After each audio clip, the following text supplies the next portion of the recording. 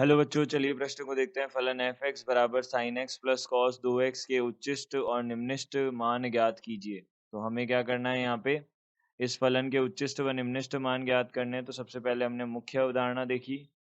तो मुख्य अवधारणा के अनुसार हम यहाँ से बोल सकते हैं कोई भी फलन यदि हमारे पास y बराबर एफ एक्स है तो इसके उच्चिष्ट व निम्निष्ट मान ज्ञात करने हो तो हम सबसे पहले क्या करते हैं, इसका अवकलन करते हैं और उसको 0 के बराबर करते हैं। फिर यहाँ से x के मान ज्ञात करते हैं, अल्फा 1, अल्फा 2, अल्फा 3। इस प्रकार से हमने सारे मान ज्ञात किए और फिर हमने क्या किया, यहाँ पे द्वितीय अवकलज में रखा। तो द्वितीय अवकलज हमारे पास दो एक्स डी दो वाई बटा डी एक्स की घात 2 जो है उसमें हमने x बराबर अल्फा आर रखा। यह धनात्मक है तो हम बोल सकते हैं x बराबर अल्फा आर पर क्या मिलेगा हमें, यह धनात्मक है तो निम्नतम मिलेगा। क्या मिलेगा?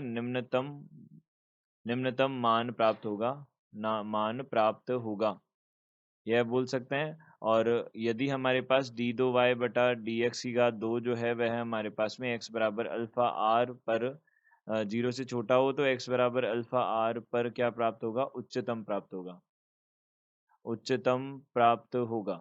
यह हम हमारे पास बनेगा। तो इसका उपयोग करेंगे हम। तो देखिए सबसे पहले हमने क्या किया, यहाँ पे फलन है हमारे पास एफ एक्स। तो एफ एक्स है हमारे पास में sine x plus cos 2x है। हमने क्या किया, सबसे पहले इसका अवकलन किया। तो अवकलन किया तो हमारे पास कितना हो जाएगा, साइन एक्स का कॉस एक्स हो जाएगा और प्लस यहाँ से हमारे पास में जो कॉस एक्स है उसका अवकलन कितना होता है। देखिए हम सूत्र लिख देते हैं यहाँ पे। जो अवकलन होता है साइन एक्स का वह हमारे पास कितना होता है, कॉस एक्स होता है। और अवकलन जो होता है कॉस एक्स का वह कितना होता है, कॉस एक्स का अवकलन जो होता है वह माइनस साइन एक्स होता है। तो कॉस एक्स का अवकलन कितना हो जाएगा, माइनस साइन एक्स हो जाएगा। तो इसका अवकलन किया तो यहाँ पे क्या आ जाएगा, माइनस, यहाँ पे साइन 2x और गुणा में कितना आ जाएगा, 2 आ जाएगा। और इसी प्रकार से इसका द्वितीय अवकलज कर दिया तो यह कितना हो जाएगा, कॉस एक्स का माइनस साइन एक्स। और यहाँ से माइनस यहाँ पे साइन एक्स का कितना हो जाएगा, कॉस 2x और 2 और आ जाएगा तो यहाँ पे 4 बन जाएगा। यह बन जाएगा हमारे पास में अवकलन।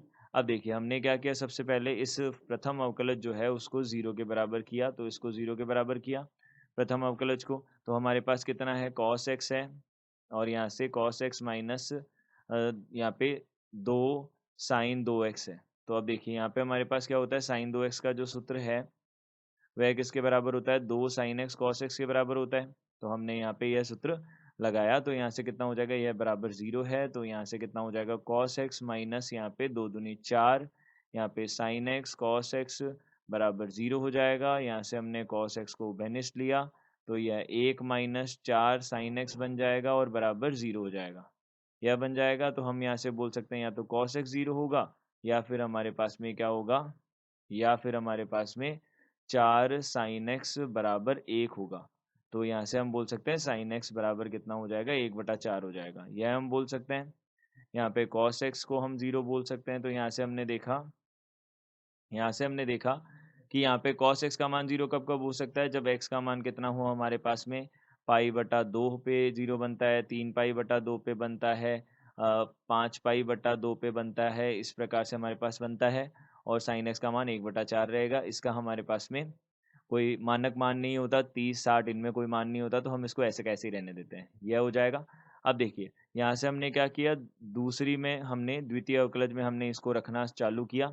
अब द्वितीय अवकलज हमारे पास में क्या है, द्वितीय अवकलज है हमारे पास में द्वितीय अवकलज। अब सबसे पहले तो हम यहाँ पे क्या करते हैं, 2n+1 पाई बटा 2 रख के देखते हैं। तो ये हमने 2n+1 पाई बटा 2 ही तो है ये, तो इसको हमने रखा। तो इसको रखा तो हमारे पास कितना हो जाएगा, देखिए माइनस साइन यहाँ पे 2n+1।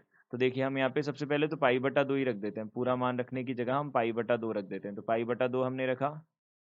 तो पाई बटा 2 रखा तो हमने क्या रखा, साइन यहाँ पे पाई बटा 2 ऋणात्मक है, यह है हमारे पास में। और यहाँ से कितना हो जाएगा, माइनस। अब देखिए यहाँ पे 4 गुणा साइन यहाँ पे 4 गुणा कॉस 2x है।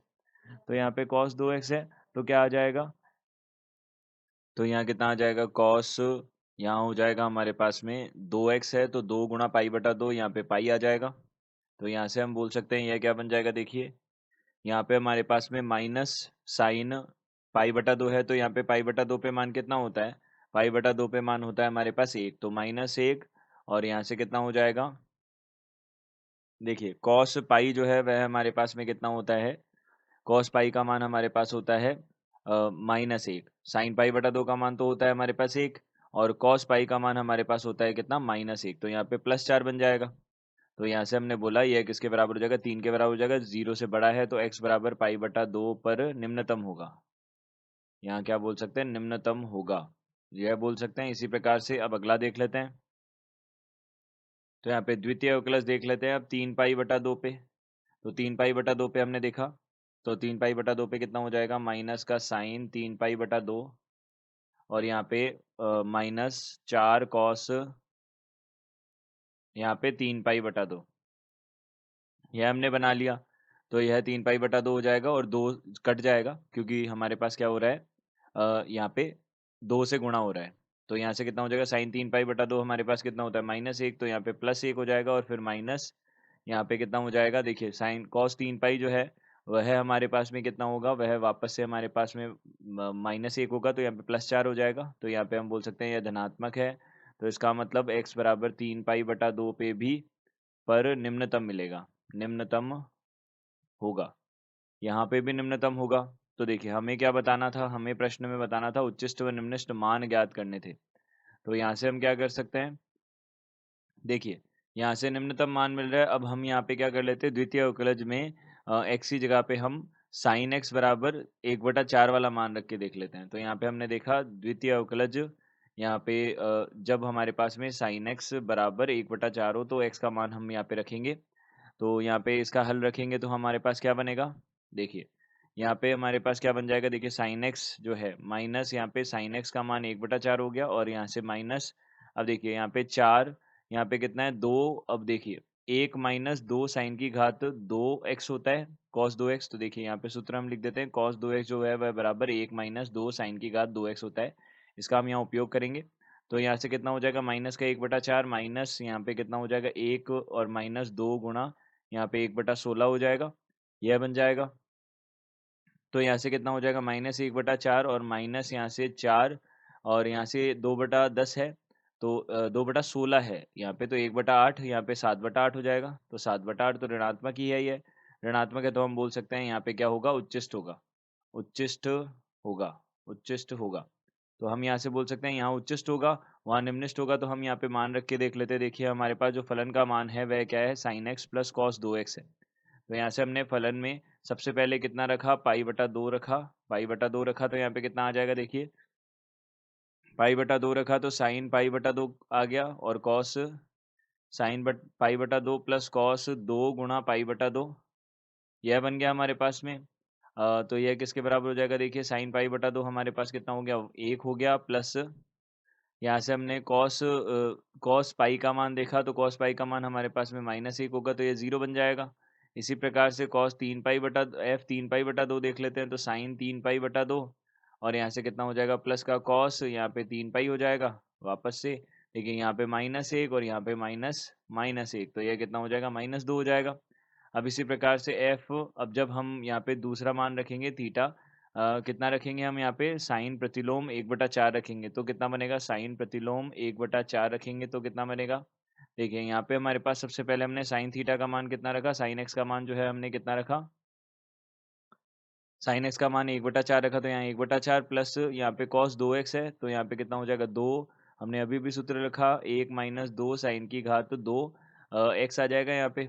तो यहाँ से 1/4 माइनस यहाँ पे प्लस 1 - 2 गुणा यहाँ पे 1/16 हो जाएगा, तो यहाँ पे 1/8, तो यहाँ पे देखिए यहाँ से कितना बन जाएगा, 1/4 प्लस 1 और माइनस 1/8 बन जाएगा। इसको हल किया तो यहाँ पे एलसीएम कितना आ जाएगा, हमारे पास 8 आ जाएगा।